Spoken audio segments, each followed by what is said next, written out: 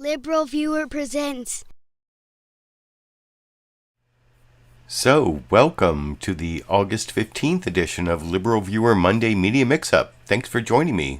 I'll be using the 11 best, most newsworthy clips from the Sunday morning news analysis shows from the big five corporate outlets of ABC, NBC, CBS, CNN, and Fox News, the so-called corporate media here in the United States, for what should be a really educational, fair use media criticism and political commentary show for you all today.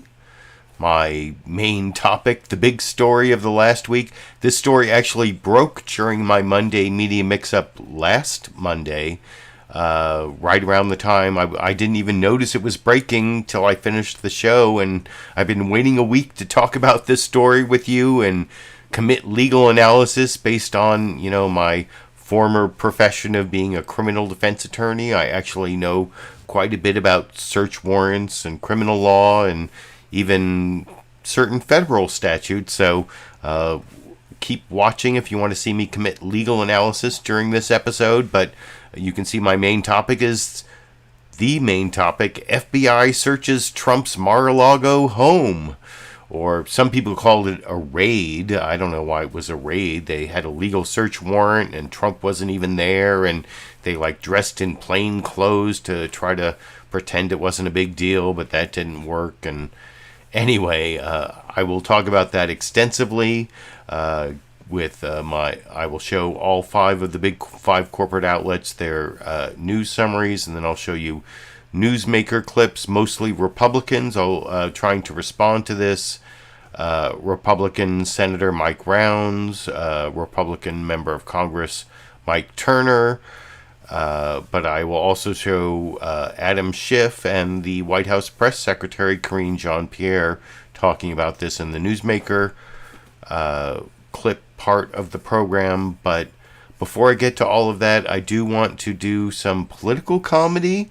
And what I find so amusing about this whole incident, and this happened all through the Trump administration, is, they talk about being for law and order and criticizing the Democrats for being soft on crime for all the way the last almost 2 years of the Biden administration. They've been talking about how Democrats want to defund the police. Now, of course, Republicans want to defund the FBI, which, spoiler alert, FBI is the police.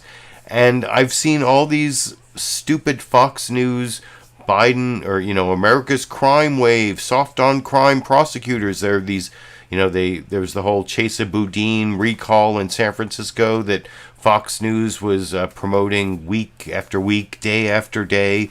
And they also tried to get the prosecutor in Los Angeles County recalled, George Gascon. Apparently that failed today.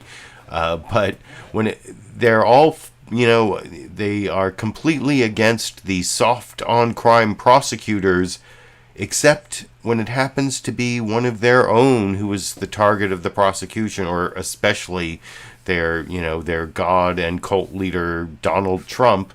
And so over on America's Newsroom this morning, I couldn't help but notice they had on this former U.S. attorney, I think from Utah, Bret Tolman, who is a big critic of the power of prosecutors.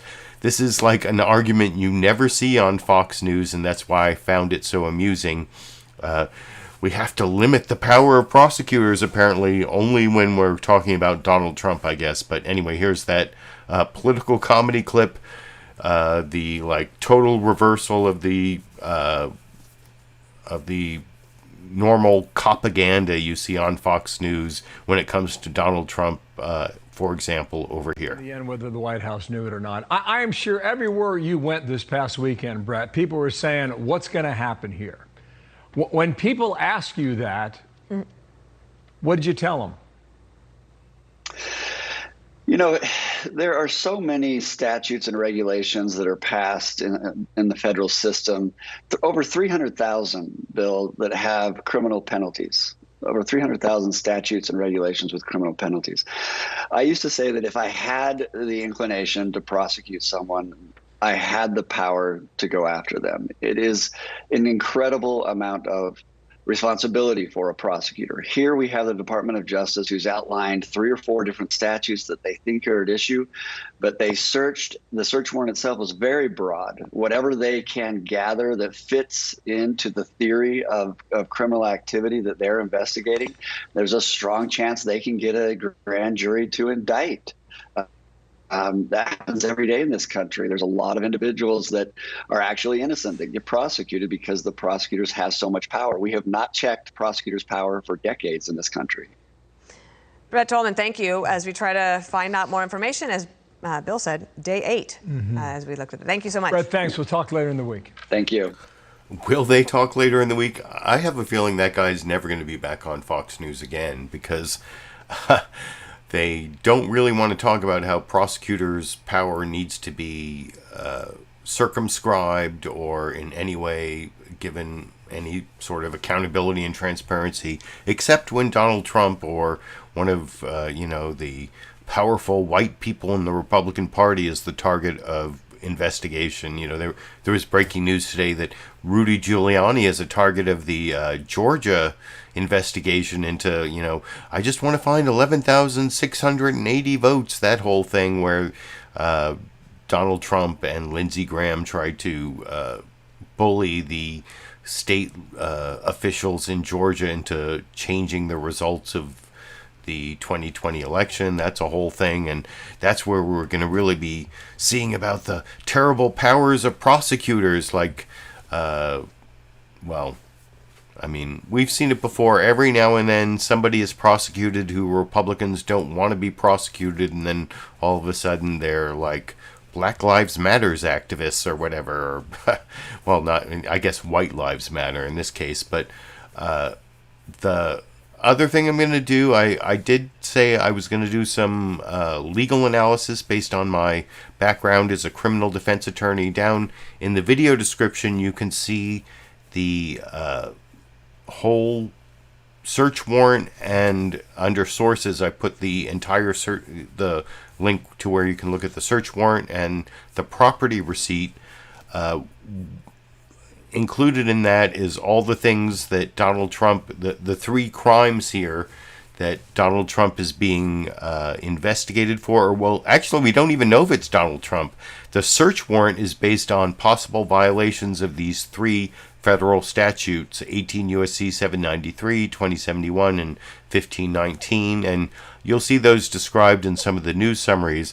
I say it might not be Donald Trump because maybe it's this lawyer for Donald Trump who told the Justice Department that there was no longer any top secret or confidential information at Mar-a-Lago. Well, but I'll talk about that more after I get through the news summaries, because some of the news summaries are better than others. I think the CBS News Face the Nation one is the longest of the news summaries, and maybe the best at looking at not only the search warrant in Mar-a-Lago, but also the weird Republican response and even some of the violent responses to it. And you'll see, like I said, I mentioned how Republicans were all of a sudden in favor of defunding the police, or you'll see Marjorie Taylor Greene's tweet about defunding the FBI, and there's a bunch of that in this CBS News Face the Nation news summary, which I think was the best one of the week of the 5. It's also the longest news summary, which I will talk about with you a little more after we watch it together over here. And whether the White House knew it or not. I am sure everywhere you went this past weekend, Brad. Oh, sorry, wrong clip. Here it is. Good morning, and welcome to Face the Nation. It has been 6 days since the FBI executed a search warrant and seized at least 24 boxes of material from former President Trump's Florida home and resort, Mar-a-Lago. The dramatic developments each day since have left us with more questions than answers. Here is what we know. The Department of Justice is investigating Mr. Trump for potential criminal action. A federal court authorized a search warrant after finding probable cause of impeding the investigation, as well as the removal of classified national security records and violation of parts of the Espionage Act. According to the Presidential Records Act, the removal of materials is illegal, whether they're classified or not. The FBI seized 11 sets of classified documents, some marked top secret and above, including highly sensitive intercepts, plus material related to the president of France and Trump confidant Roger Stone's clemency. While in office, presidents can declassify most anything, but White House lawyers establish a paper trail. It is unclear if one exists for these items. The search was conducted with 2 of Mr. Trump's lawyers on site, but was not public knowledge until the former president announced it on his social media platform Truth Social Monday night. It was the first of many postings with the familiar charges of hoaxes, witch hunts, and other false claims. The outrage from his supporters was fast and furious. I want to know what led to this. I think every Republican believes that the FBI, when it comes to Trump and other organizations, have lost their mind. This should scare the living daylights out of American citizens. The way our federal government has gone, it's like what we thought about the Gestapo and people like that. Threats against law enforcement spiked dramatically online, using extreme rhetoric not seen since the days leading up to the January 6th attack on the Capitol. Any threats made against law enforcement, including the men and women of the FBI, as with any law enforcement agency, are deplorable and dangerous. Thursday, Ricky Schiffer, a Navy veteran who said he was at the Capitol on January 6th, was shot and killed by police following his armed attempt to breach an FBI field office in Cincinnati, Ohio. While the standoff with Schiffer was still ongoing, Attorney General Merrick Garland offered a rare public statement defending the search. I personally approved the decision to seek a search warrant in this matter. The department does not take such a decision lightly. A court then agreed to Garland's request to unseal the warrant. Trump's lawyers did not object. That warrant gave us some insight Friday into what was seized. The DOJ investigation began months ago following the National Archives' discovery that some of Mr. Trump's presidential records had not been turned over as dictated by law. The former president acknowledged he'd taken material to Mar-a-Lago after he left office and returned 15 boxes in January. Soon after that, officials disclosed that classified national security information was among those materials. This spring, a federal judge issued a subpoena in search of further records that investigators believed he failed to turn over.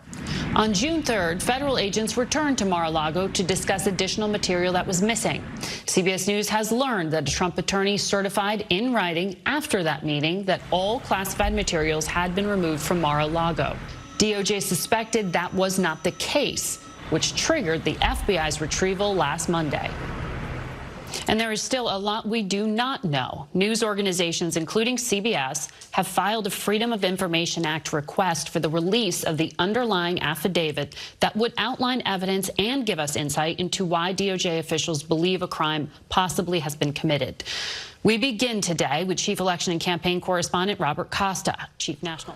So, yeah, that was the CBS News Face the Nation news summary. In some ways, I thought it was the best. You saw the Republican response there highlighted in all its ridiculousness, the defund the FBI and all that.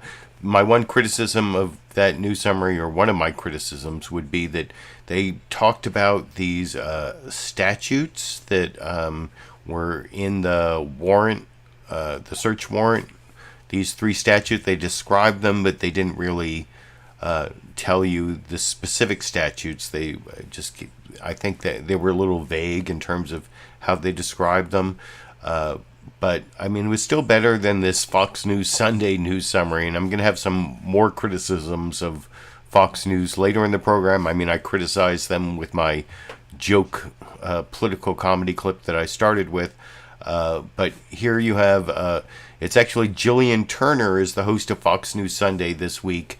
Although they've been, ever since Chris Wallace left as the host, they've been rotating guest hosts, and now they've announced that the permanent new host of Fox News Sunday is Shannon Bream, who is kind of a partisan hack. She's blocked me on Twitter. That's one of my indicia of a partisan hack, but I mean, that doesn't really get rid of the the legacy of Fox News Sunday appointing a partisan hack, because she's only the 3rd of the hosts of Fox News Sunday, and the first host of Fox News Sunday also a partisan hack, Tony Snow, although I guess I'm speaking evilly of the dead since he passed away many years ago. And I did have a little bit of a back and forth with him on email that I won't go into now. But Shannon Bream is the new host of Fox News Sunday, partisan hack. But this week it was Gillian Turner, and she and Jacqui Heinrich kind of did a news summary, but I think they really highlighted some of Trump's claims of, how he declassified everything, but that's kind of bogus, and I'll talk about that a little more after we watch that news summary together over here. Hello again from Fox News Sunday in Washington. The FBI has now retrieved 11 sets of classified documents, about 27 boxes worth, in that raid on former President Donald Trump's Mar-a-Lago estate. The search warrant and property receipt reveal federal agents were investigating potential violations of the Espionage Act, and that some of the documents were labeled top secret, even SCI, designations used to protect the most sensitive national security information in the country.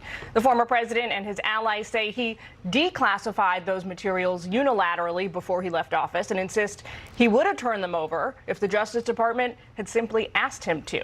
Let's get straight to Jacqui Heinrich. She's covering the president from Kiowa Island, South Carolina, where he's vacationing this weekend. Hi, Jacqui. Hi, Gillian. The White House says they had no idea this raid was coming, and they've refused to weigh in, saying the Department of Justice operates independently and without political influence. But allies and supporters of former President Trump believe otherwise. Well, it looks very political. Congressional Republicans, to varying degrees, rushing to former President Trump's defense, pledging to investigate the Justice Department and FBI, who removed 11 sets of classified documents from Trump's Mar-a-Lago estate after a court found probable cause for the unprecedented raid on a former president's home. I personally approved the decision to seek a search warrant in this matter. The warrant, unsealed by the DOJ after public outcry and an attack on a Cincinnati FBI facility, cites 3 laws that may have been violated. Part of the Espionage Act, making it a crime to remove or misuse information related to national defense, possible efforts to hide, damage, or destroy government records, and possible obstruction of justice, carrying a combined penalty of 33 years behind bars. Among the material seized, documents labeled top secret and TSSCI, the highest classification, meant to be viewed only in a secure government facility. Trump called reports that agents were seeking material related to nuclear weapons a hoax and suggested evidence was planted. He had a standing order that documents removed from the Oval Office and taken to the residence were deemed to be declassified the moment he removed them. The power to classify and declassify documents rests solely with the President of the United States. But sources with knowledge of the grand jury probe tell Fox Trump's lawyer certified 2 months ago no classified material remained at the residence, risking serious legal consequences if they lied to authorities. Since the raid, President Biden has not faced cameras. Vice President Harris punted. As a former prosecutor, I will tell you I don't speak about anybody else's case. But I have full confidence that the Department of Justice will do what the facts and the law requires. Trump's former national security advisor John Bolton told Fox that Trump would often ask intelligence briefers if he could keep sensitive documents. Democrats in the House Intelligence Committee are now pushing for a formal damage assessment. Gillian. Jacqui Heinrich reporting from South Carolina for us. Thank you. Let's begin now with our Sunday group. George Washington University law professor Jonathan Turner. Oh, and maybe I should have looked at all the legal analysis on all the Sunday morning news shows because Jonathan Turley was the worst, and I don't know why they just don't understand what's going on in this situation. And but you saw the Fox News Sunday, their news summary that definitely highlighted the Trump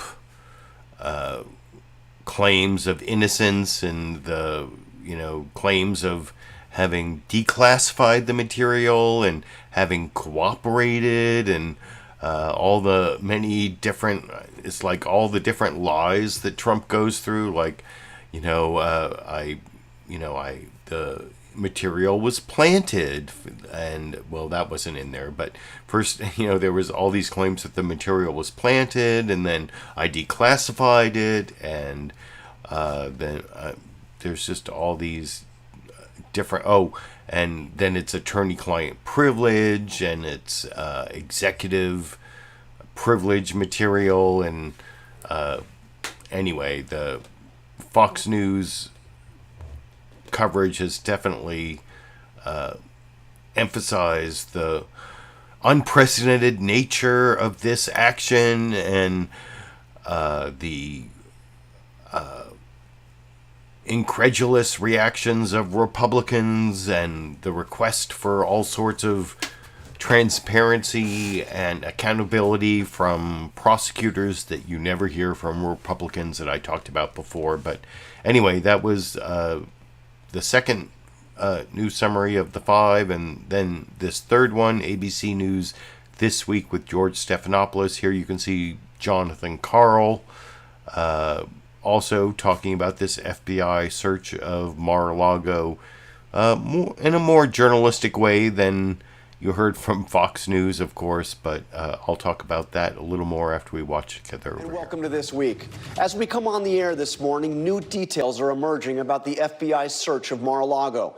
ABC News has confirmed a New York Times report that when a small team of federal investigators visited Donald Trump's Palm Beach home in June, a lawyer for the former president signed a declaration claiming that Donald Trump had turned over all items marked classified. That turned out to be far from the truth. In executing the search warrant Monday, the FBI seized a treasure trove of government documents allegedly taken from the White House. 27 boxes of material, including 11 sets of classified documents, 4 of them marked top secret, and 1 at an even higher classification, TS-SCI. Material that would be so damaging if it were revealed it is only to be seen by select individuals in a secure location. ABC News has also learned the FBI seized surveillance video, including footage of the areas around where the documents were stored. It all points to a gravely serious investigation centered on the former president. For the most part, Republicans in Congress reacted to the news of the FBI search by rallying to Donald Trump's defense and attacking the FBI. A group of House Republicans met with him the following day, one of them posting this photo and declaring House conservatives are standing by Donald Trump. Another House Republican declared, "We must destroy the FBI." Kevin McCarthy, the Republican leader and quite possibly the next Speaker of the House, denounced what he called the, quote, weaponized politicization of the DOJ, and he threatened the Attorney General that Republicans will investigate him if they win the House. In Cincinnati on Thursday, a reminder that rhetoric can have consequences. An armed man wearing body armor attempted to break into the FBI field office, dying in a shootout with federal agents. And now the Department of Homeland Security and the FBI are issuing a joint bulletin to local law enforcement warning of an unprecedented number of threats against the FBI, adding, quote, statements by public officials which incite violence could escalate the threat environment. The Mar-a-Lago search warrant cited 3 possible broken laws, including the Espionage Act and obstruction of justice. Republicans have to now decide how far to take their defense of the former president and their attacks on federal law enforcement. We're going to cover all the angles this morning. Republican Governor Larry Hogan and White House Press Secretary Karine Jean-Pierre are here and standing by. But we begin with ABC's chief legal analyst, Dan Abrams, and ABC National. And Dan Abrams did a much better job than Jonathan Turley on that Fox News site. Maybe I should have taken all of the legal analyst clips and talked about how bogus the ones on Fox News were, and very reasonable analysis from the actual news organizations. As I point out over and over again, Fox News is not a journalistic news organization. If you read this book over here by Gabriel Sherman, The Loudest Voice in the Room, you will learn that it was actually created to be a propaganda outlet of the Republican Party by Roger Ailes, the late, not great Roger Ailes, I should say. But so you saw those 3 news summaries. ABC News ABC News This Week with George Stephanopoulos. They talked about the three statutes here, but they didn't really list them and say what they mentioned what two of the three were. I don't know why that was, but the rest of the news summaries, I think, do a better job of telling you what statutes were in the warrant, at least. And the first one of those the first one of those last couple news summaries is NBC News Meet the Press.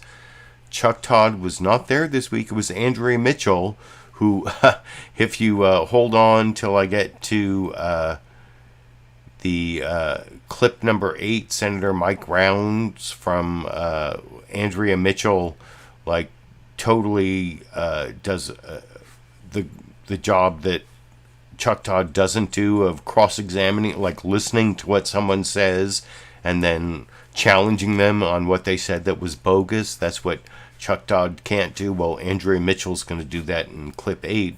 But here's Andrea Mitchell doing a news summary on Mar-a-Lago that tells you a little bit more about the violated statutes than you've seen so far, as I will talk about with you a little more after we watch that together over here. Sunday morning, Chuck Todd is off today. Even by Donald Trump's standards, it's been an extraordinary week. First came word of the FBI's search at Mar-a-Lago for classified documents. While that prompted an "it's about time" reaction by some on the left, the noisiest voices on the right were calling for everything from the abolishment of the FBI to civil war. Then on Wednesday, the former president, who once said pleading the Fifth Amendment was for mobsters and the guilty, did so himself more than 400 times in a New York civil suit. The list of items removed by the FBI at Mar-a-Lago and revealed on Friday included 11 sets of classified documents. 5 sets were top secret, 3 sets were secret, and 3 were confidential. And there are still so many unanswered questions. What kind of legal jeopardy does the former president face? Could he be in violation of the Espionage Act? What do we make of claims by Mr. Trump that he had already declassified the documents? Will the calls for violence from the far right inspire more people like the man who attacked an FBI office in Cincinnati and was eventually killed by authorities? And how will an already divided country survive this latest stress test between Mr. Trump and the law? Faithful adherence to the rule of law is the bedrock principle of the Justice Department and of our democracy. Upholding the rule of law means applying the law evenly, without fear or favor. Under my watch, that is precisely what the Justice Department is doing. And joining me now is NBC News Justice and Intelligence correspondent Ken Dilanian. So, Ken, what... No, it was actually Ken Dilanian in the follow-up there who did a good job, just unlike the Fox News Sunday legal... Jonathan Turley on Fox News did a bad job. And like I said, maybe I should have done a series of clips of the legal analysts and how some of them did a good job and some didn't, but those aren't the clips I chose, and I'm going to show you newsmakers, not pundits, because I'm going to do my own legal analysis as a, licensed attorney and former criminal defense attorney. I can do my own legal analysis, but before I get to that, I have to finish the news summaries, and I think CNN State of the Union actually did include the specific statutes, even though they had the shortest of the news summaries. Maybe I'm remembering wrong, but I'm pretty sure I'm right, and I will talk about that a little more after you watch that news summary, the last of the news summaries, the shortest news summary. Brianna Keilar in for the normal co-hosts Jake Tapper and Dana Bash, off for summer break, I guess. I don't know, but here's Brianna Keilar this week over here. Hello, I'm Brianna Keilar in New York, where the state of our union is wondering just how secure the storage rooms at Mar-a-Lago really are. House leaders are requesting a briefing and a damage assessment from top intelligence leadership this weekend after unsealed court papers revealed the FBI found highly classified documents in an unprecedented search of former President Trump's Florida resort on Monday. The FBI recovered 11 sets of classified documents, including some of the most highly classified government information. And the warrant revealed the search was executed under 3 federal statutes: potential violations of the Espionage Act, obstruction of justice, and the criminal handling of government records. The revelations follow months of efforts by the government to recover classified information from Mar-a-Lago. New this weekend, 2 sources tell CNN that in June, a lawyer for the former president signed a letter asserting there was no more classified information stored there, and that was clearly not the case. For his part, the former president has said he did nothing wrong and lashed out at Attorney General Merrick Garland and the FBI over the search, attacks echoed by many of his supporters. Just yesterday in Phoenix, armed protesters demonstrated outside an FBI field office, and the FBI is warning about new violent threats against its own law enforcement officers and government facilities. Joining us now is the Republican Congressman Mike Turner of Ohio. And I will have a clip of Republican Congressman from Ohio, Mike Turner, coming up when I look at multiple Republicans' response to this controversy. But before I get to that, the worst Fox News bias on the Sunday shows yesterday was the way Fox News did not ask any of the newsmakers in their interviews about this raid on Mar-a-Lago. I'm talking about they had this long interview with Mitt Romney that mostly centered on the 50th anniversary of the Mormon temple in Maryland or Baltimore or somewhere near Washington, D.C. And it was all about like the Mormons, and they didn't ask Mitt Romney once about this raid. They also had an interview with the candidates in the Alaska Senate race, including current Republican Senator Lisa Murkowski. Did not ask her about this raid. The briefest mention came when they talked to this Republican Senate candidate in Colorado, whose name is it Joe Odea? And then they also showed the current Senator Michael Bennet from Colorado, his position.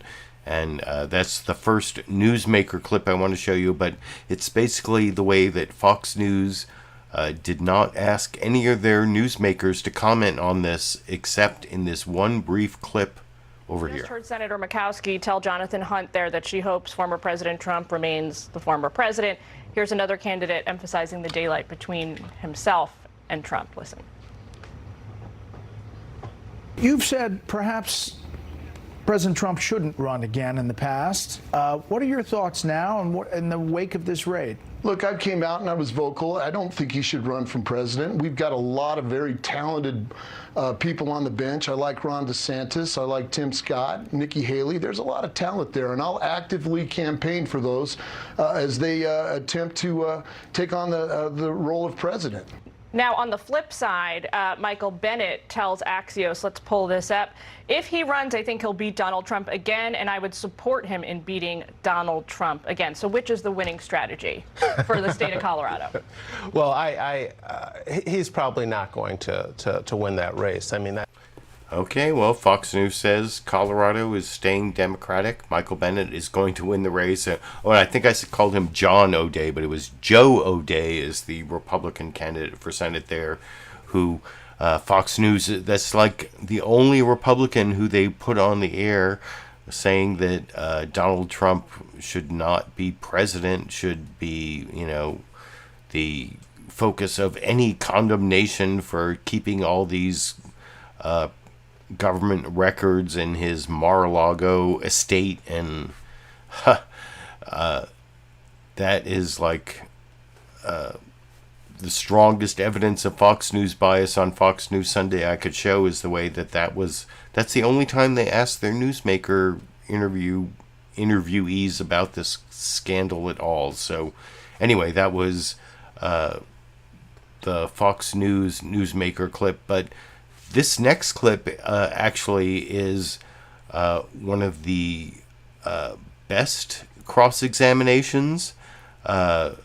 This is Andrea Mitchell over on NBC News' Meet the Press. I saw somebody saying, how come Andrea Mitchell doesn't have the biggest, longest package? And I asked the same question myself, why all of a sudden Meet the Press didn't have the longest news summary, because Andrea Mitchell doesn't get the biggest, longest package like Chuck Todd, and she deserves it based on her job performance in this next clip, where she does what Chuck Todd never does, which is she has like multiple strong follow-up cross-examination questions for her interview subject. This is Mike Rounds, Senator Mike Rounds, who Andrea Mitchell asks about Republican attacks on the Department of Justice, and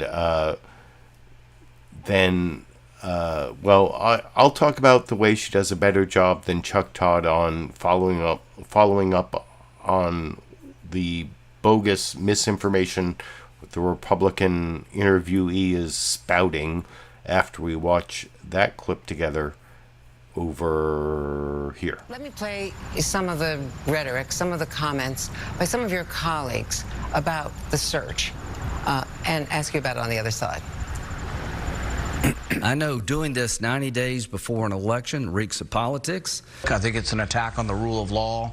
This is the FBI being used as a political weapon against your opponents. We should be alarmed at the way that the Department of Justice and the FBI have gone after someone. Doesn't the fact that so much was found, including classified documents, when the president and his lawyer had affirmed, according to the New York Times, that they had turned everything over, doesn't that justify a search, an unannounced search? For months and months, they tried to get cooperation. Didn't they take every step that they could have taken? I think the last part of your question is probably very important. I think it would be good for the Justice Department to release some of the information about the extraordinary steps, or the steps they did take to try to cooperate with the former president.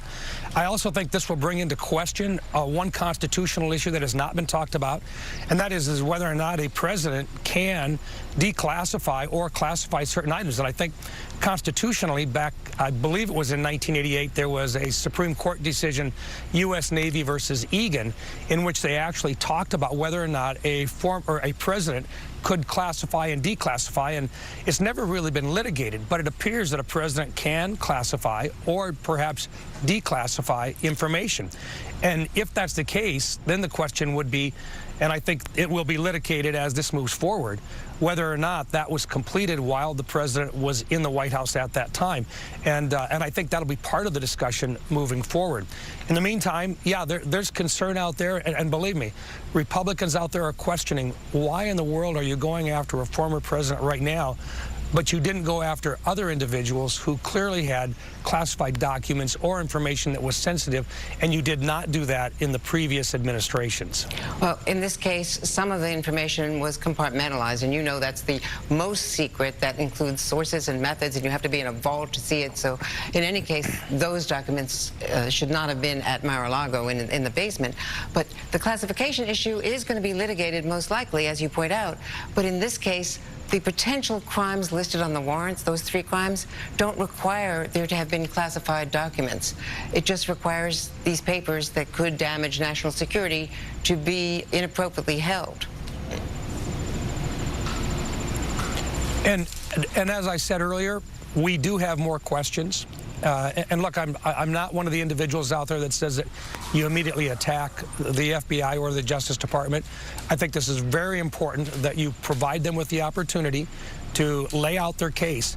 But I think it's very important long term for the Justice Department, now that they've done this, that they show that this was not just a fishing expedition, that they had due cause to go in and to do this, that they did exhaust all other means. And if they can't do that, then we've got a serious problem on our hands. If they are able to do that and to come forward, they should do that as quickly as they can, and they should share that with the American people, because this is a time in which, with regard to the institutions in this country, we want the American people to have faith in their institutions. We want them to see that they're not political and that they're not being politicized, particularly during an election year. But you know, at this point, I think it's very important that and I'm hoping that if they actually did this and that they recognized how serious this was, that they did have their act together before they went in and did this, and that it was not a fishing expedition. It is up to them to be able to share with the American public the logic behind what they did, the facts they had, what caused it. And I think releasing that affidavit would be important. But I think Attorney General Garland really does have a responsibility, not just to take accountability for it, but to share with the American people why they did this. We still have more questions than we have answers. Let me just ask you quickly, given that they did take all of this material, boxes of material and classified documents as well, and given how casual he was about securing documents, that's been well established when he was president, do you think that should disqualify him from being president again? And would you vote for him if he runs? I'll keep my powder dry with regards to your last question. I think right now we're going to focus on the 2022 election.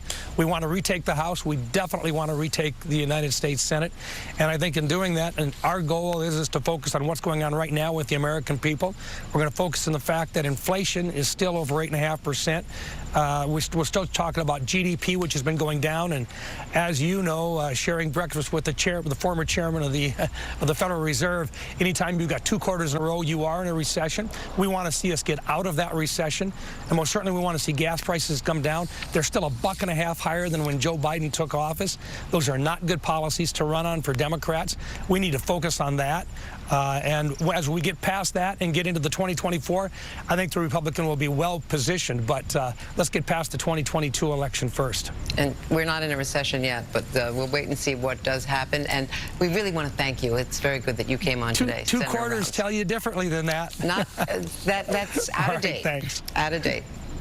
Even according to Republican economists. In any case, when we come back, how much legal jeopardy?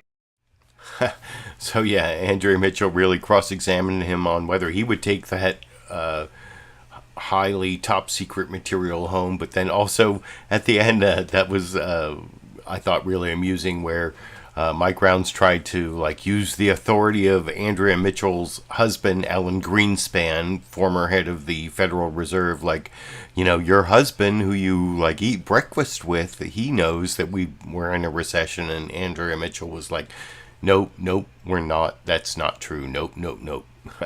So that was the best cross-examination of the newsmaker clips. The next one, CNN's Brianna Keilar, I think she does not quite as good a job. I mean, an okay job, but she's talking to Mike Turner, Representative Mike Turner, a Republican member of Congress. And in this cross-examination, she doesn't really cross-examine him about, he talks about how the Biden administration has to comply with congressional oversight, but never mentions the fact that Republicans have wholly given up on the idea of congressional oversight, both in the Trump administration, where executive branch officials were fighting congressional oversight, all the way to the Supreme Court. And then of course even Republican members of Congress right now are refusing to testify to the January 6th committee. So that's the lack of cross-examination from Brianna Keilar. But other than that, it's an okay interview on CNN's State of the Union that I will talk about with you a little more after we watch it together over here. So now that you have seen the level of classification we're talking about in these documents at Mar-a-Lago, and you've learned that DOJ is investigating possible Espionage Act violations, are you concerned that Donald Trump was keeping these highly classified documents at his resort? Well, we have a number of concerns, Brianna. Obviously, one is whether or not the raid itself was justified. We have this list from the FBI, but we don't have conclusive as to whether or not this actually is classified material and whether or not it rises to the level of the highest classified material. On a bipartisan basis, Congress is saying show us the goods. We want to know, one, what did the Department of Justice and the FBI tell the judge that they were going to find, and what did they find? There's nothing in those boxes that members of the intelligence community and the committee itself don't have the ability to see. If it rises to the level of an immediate national security threat, which is what it would take to actually raid the president's home, because as you know, they had a number of options available to them, including just going to court and asking for the court to enforce the subpoena that they had.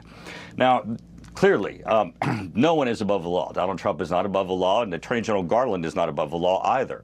And Congress has the powers of oversight. He needs to comply. We've seen material like this before. We've seen materials that have been submitted to courts for warrants. This is not unprecedented. His actions are unprecedented in history, and he has a lot of questions to answer. You're familiar with special access programs and the level of classification that is. Why are you casting doubt on how classified this information was if you see the property receipt and it's very clear that this was SCI information, some of it? Well, but what that receipt shows is that this material was marked as such. It doesn't mean that it currently is. I can give you an example for, Zawahiri. We were giving briefings and briefing materials concerning the hunt for Zawahiri, all of the issues of trying to find Zawahiri, how they found Zawahiri. Today, you know that information. It's been broadcast on your own news channel. But yet, if you go down into the Schiff of the Intelligence Committee, we'll still have materials that are still marked classified TSI. Similarly, the Russian anti-satellite weapons. We have classified materials that are marked as classified, but yet you yourself have broadcast those. These are materials that are 2 years old. We don't know what they are. We don't know if they rise to the level of being a national security threat. But the fact that you have here the Attorney General, who is going after the President Biden's political rival, whose own personal career was derailed on the way to the Supreme Court by Donald Trump himself, an unequal application of the law between Hillary Clinton and Donald Trump, and the fact that you have the FBI previously submitting in warrant materials that were bogus, that were politically motivated, that targeted Donald Trump, there's a high level of skepticism. But we don't have to speculate. We have the clearance. We have the oversight ability. Attorney General Garland needs to provide these materials. You have bipartisan calls for do that. Put the materials in a room, let us see them, and then we can tell you what our answer is and what our discernment is of whether or not this is a true national security threat or whether or not this is an abuse of discretion by Attorney General Garland. Do you take home documents marked special access? No. And yet you're casting doubt. And quite frankly, I've been in the Oval Office with the president, and I'd be very surprised if he has actual documents that rise to the level of immediate national security threat. Well, the documents, just to be clear, several sets, and you're aware of that because you've seen the property receipt. You're casting doubt. You want information. You don't actually have that information on which to base that conclusion at this point. But you yourself would not take home documents that are marked special access. You would not take home this sensitive, compartmented information. Well, remember what I'm casting doubt on. I mean, it's not, these are labeled that. We don't know whether or not these are classified and rise to that level. But the second thing we don't know is, are they a national security threat?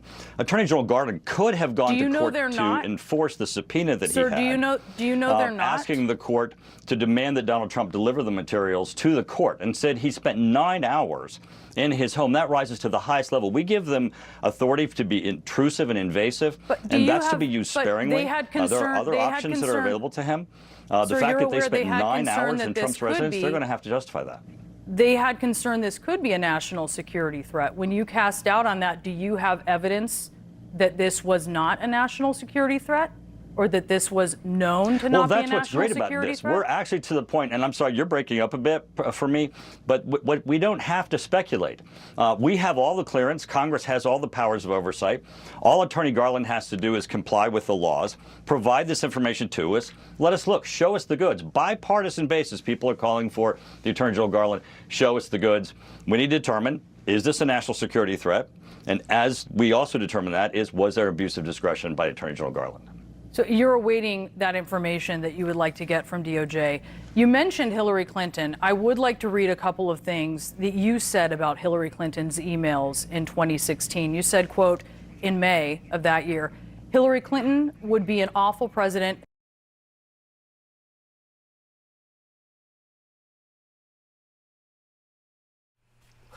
And I left that screenshot up for a minute so you could read those quotes. That's one of the weird things that's been happening with this whole incident is, kudos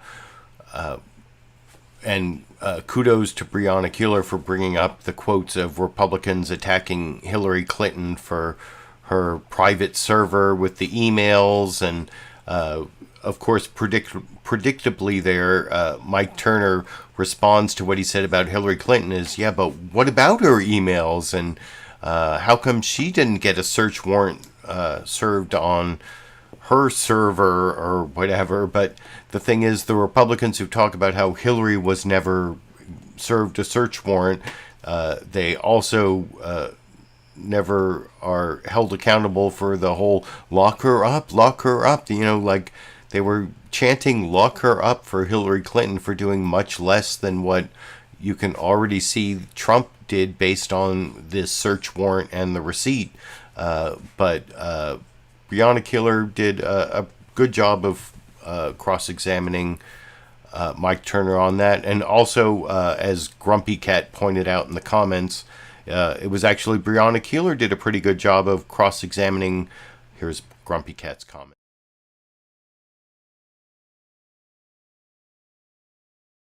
Yeah, so Brianna Keilar also asked Mike Turner about whether he'd take home the documents, and he said he wouldn't. But so yeah, I think I maybe got that mixed up with the Andrea Mitchell cross-examination of Mike Brown's. I mean, they're both named Mike, so have to give me a little leeway on that. But I have two more newsmaker clips to follow up the Republicans. I have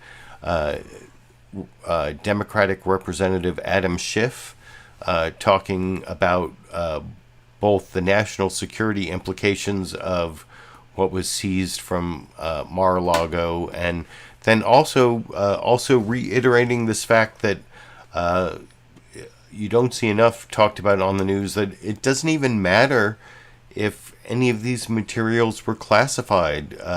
The warrant doesn't even require that. And anyway, I'll talk about that a little more after we watch Adam Schiff's discussion yesterday on CBS News' Face the Nation with Margaret Brennan over here. You were typically told about covert operations, ongoing national security threats. Do you have any sense at this time whether the information that Donald Trump had in his Florida residence posed any kind of threat to national security? Well, all I know about the actual materials is what was in that search warrant inventory. But from that alone, you can tell there was a serious risk to disclosure potentially of sources and methods, because some of those documents were marked top secret, sensitive, compartmented information. That is among the highest designation in terms of the extremely grave damage to national security that could be done if it were disclosed. So the fact that they were in an unsecure place that is guarded with nothing more than a padlock or whatever security they had at a hotel is deeply alarming. And I have asked for, along with Chairman Maloney, a damage assessment by the intelligence community and a briefing to Congress. Will you get one? Have you heard from the Director of National Intelligence? I have not heard back yet, but I'm confident we will get one, and I'm confident the intelligence community will do a damage assessment that is, I think, fairly routine when there has been the potential risk of disclosure of national security information or classified information. And what is, to me, most disturbing here is the degree to which, at least from the public reporting, it attempted, it appears to be willful on the president's part. The keeping of these documents after the government was requesting them back, and that adds another layer of concern.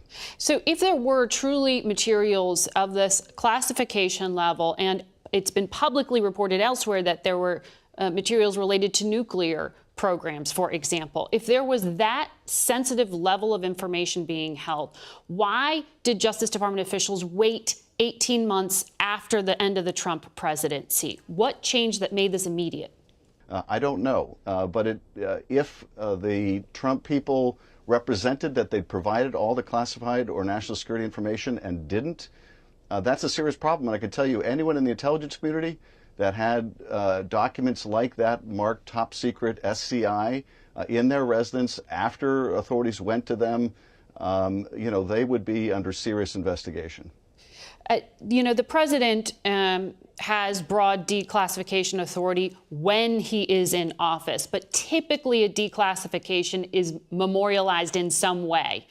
Can you seek out the answer to the question of whether there actually is record of whether Donald Trump declassified that? That's his defense here, that anything he had already declassified.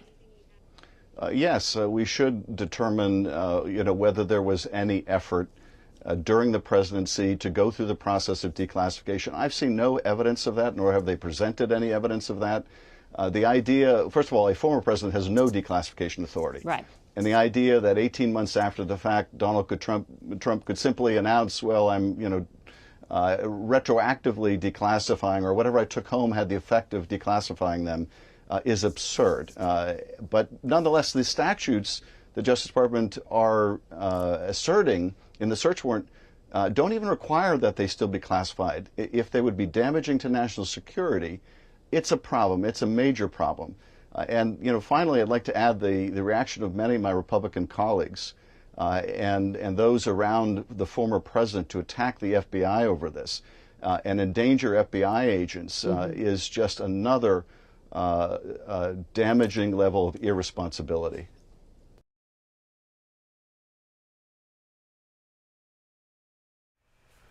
So, yeah, there you see Adam Schiff talk about how the information doesn't even have to be classified for there to be a crime involved. And I'm sorry, I was reading the live comments along the way, and let me see if I can get this comment here. Oh, that didn't even work. I didn't even get the screen capture right, but I guess I will. I'll just read the comment there from, well, I guess I should thank the Super Chat contributors, because Tom Trask, who I'm talking about, Tom Trask and Matthew both gave me Super Chat contributions, so thank you for that. And then Tom Trask, I saw you say in the live comments a couple minutes ago, are Trump's lawyers' inaccurate representations about the location of those papers treated as a lie by the lawyer? I'm assuming Trump lied to the lawyer, but doesn't that make them... but that was actually one of the points I wanted to make about what we're seeing here. Oh, thank you for that Super Chat contribution, Lulu Girl. But, this search warrant served on Mar-a-Lago, it might not be a criminal investigation of Donald Trump at all. One possibility is it's a criminal investigation of that lawyer who signed the affidavit saying there wasn't any more confidential information at Mar-a-Lago. Maybe the Justice Department is going to indict that person and then try to get that person to flip on Trump. But one more thing I also have to mention is, there's all this very sketchy national security, defense-related information in the storage room at Mar-a-Lago that the National Archives wants to get back. The CIA and the deep state wants to get all those documents back from Donald Trump, and he's not giving them back. They served a subpoena, and one of the possibilities here that I have to brace you all for is that they just served this search warrant to get the documents back, and there are no indictments coming. Before I start speculating about possible, criminal charges, I have to warn you, after, we all got disappointed by the Mueller report and the multiple impeachments, and Donald Trump never seems to get indicted for all of his crimes, even though it's so obvious he's committed so many crimes. The whole hush money paid to the porn star, never got indicted for that, even though his lawyer served time for it. I don't even know how that happened. But anyway, I just have to warn you, one of the possibilities is that this whole search warrant was just the national security state wanted to get their documents back, and they don't want to charge anyone because if they go forward with a criminal charge, they actually have to like declassify some of this and let the public know about it, and that's what they don't want to do. So that's one thing that might happen. But another thing that might happen, well, I will start talking about some other possible crimes that may come out of this, but before I get to that, I do want to show my last newsmaker clip. This is the new White House press secretary, Karine Jean-Pierre, talking to Jonathan Karl over on ABC's This Week, doing her best to say like nothing, because Joe Biden has decided that he wants to be completely separated from what the Department of Justice is doing here. He's like, no interference with Merrick Garland, and here you can see Karine Jean-Pierre spend like almost 4 minutes saying nothing over in the final newsmaker clip that I will talk about with you a little more after we watch together over here. Let me start with the Mar-a-Lago search, which I know you can't talk about the investigation, but how concerned is President Biden about the national security implications of such highly classified materials being down there?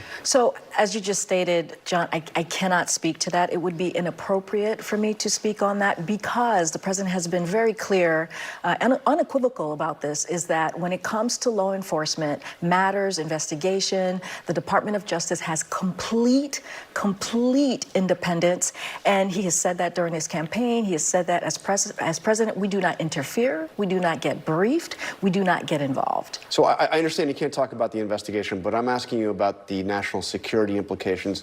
As you know, top Democrats on the House Intelligence Committee are calling on the Biden administration to do an assessment of any national security challenges posed by this.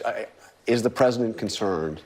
Again, I cannot absolutely cannot comment. No, I cannot comment on this. It is an investigation that is currently happening. I hear your question, but it would be inappropriate for me as the press secretary to comment on this. It would be inappropriate for any of us, even including the president or anyone in the administration, to comment on this. This is a law enforcement matter, and the Department of Justice is going to move forward as they see fit. And it's true, Joe Biden as a candidate was consistent on this. As president, he's always said independent Justice Department, no politicization. But let me play something to you one of the top Republicans in the House had to say about this. President Donald Trump is Joe Biden's most likeliest political opponent in 2024, and this is less than 100 days from critical midterm elections. The FBI raid of President Trump is a complete abuse and overreach of its authority. So he ran on not politicizing the DOJ. He has said that as president, but how concerned is he to see this investigation play out in the middle of a campaign, at least raising the appearance of a politicized Department of Justice? So just to comment on what I just heard, this is not true. This is not something. Let me just step back even further. When the president on January 7th in 2021, when the president nominated Merrick Garland, he was very clear about this. He said that he believes in the rule of law. Merrick Garland would not be the president's lawyer. He would not be the vice president's lawyer. This is about the American people and doing what is right for the American people. The Department of Justice, when it comes to law enforcement, is independent. This is what we believe, and this is what the president has said. This is not about politicizing anything. That is not true at all. And I would remind our folks on the other side that the FBI director was appointed by the president's predecessor. I would remind the folks on the other side that when Merrick Garland was indeed confirmed, it was a bipartisan fashion. So again, this is not what this is about. We do not interfere. We do not get briefed. The Department of Justice, again, when it comes to law enforcement matters, it is independent, complete independence. And I'm just not going to comment on that. None of us will, because we're going to let Merrick Garland speak for himself. And even to this point, President Biden's not been briefed about anything. Not been briefed. We have not interfered. Not discussed it at all. Not discussed. We have. I'm going to tell you, Jonathan. We have learned about all of this the same way the American people have learned about this, through public reports, through your reporting, and every other reporter who has talked about this. That's how we have learned about what is happening. Let me turn to the domestic agenda. So yeah, Corinne Jean-Pierre is not going to touch this issue with a 10-foot pole, and then actually she goes on to talk about what my topic was last week, Biden's best week, and how he's had all these huge successes legislatively and otherwise in his presidency, and that's one of the pieces of evidence that the Biden administration did not orchestrate this search warrant on Mar-a-Lago, because it totally stepped on their ability to talk about their huge successes. Like I said, last Monday I was doing my live stream, Biden's best week, and this news broke and it totally destroyed the news cycle for the whole week on Biden's successes. So that's one thing I wanted to mention, and I just want to reiterate what I said earlier about how one of the possibilities from the search warrant is that there will be 0 indictments. This was all about just the National Archives and the CIA and the national security state saying, we want to get our documents back, so we're going to send agents to Mar-a-Lago and just pick up all the boxes and all the boxes that are next to those boxes and just get all the documents back and deal with it later, and we don't care who gets charged criminally or nobody does. That's one of the possibilities, but that's a definite possibility that I want to make sure you all know about, that nobody's going to get indicted. That's a possible outcome of this search warrant, even though they did it. It might be the lawyer who signed that affidavit. It might be nobody. But one of my favorite theories or this theory I came up with that I haven't seen really covered anywhere, has to do with one of the things that they seized. Here's the search warrant property receipt here. You see there's one of the things is this executive grant of clemency read Roger Jason Stone Jr., and then there's this whole info read President of France. And I don't know what that's about exactly, but it doesn't make sense to me that Roger Stone had his sentence commuted right before he had to go to prison. And then right before Trump left office, he actually pardoned Roger Stone. But is that the grant of clemency that they seized? Or is there some secret pardon of Roger Stone we don't know about, either for January 6th, or maybe it has to do with that French president thing? I've seen this whole news coverage of how Roger Stone and this guy, what's his name, Jack Prozabic or I don't know, some other Trump world figure, that they were involved in leaking emails about French President Macron right before his election, and but my question is, did Trump grant a secret pardon to Roger Stone that the FBI sees that nobody knows about?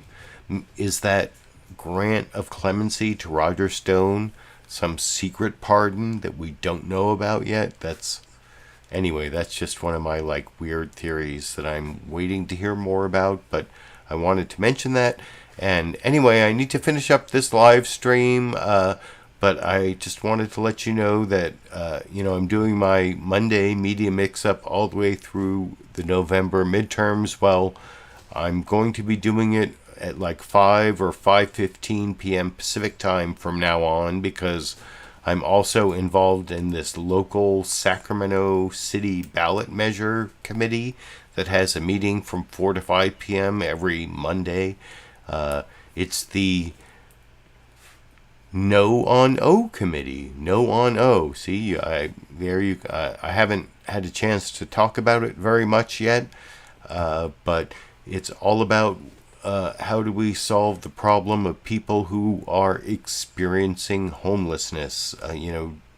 Should we criminalize them and sweep them out of our sight, or should we give them affordable housing and services? And of course, I believe affordable housing and services, and maybe I'll have some chance to do a video about that between now and November. But anyway, thank you all for joining me. That is the end of my coverage of this huge topic for this week, but I'm hoping I will have a chance to cover the criminal prosecution of Donald Trump sometime soon in the future. And until then, or until next Monday, or until I have some reason to upload a video to YouTube, I guess that's the end of my live stream, and I will be seeing all of you around the internet.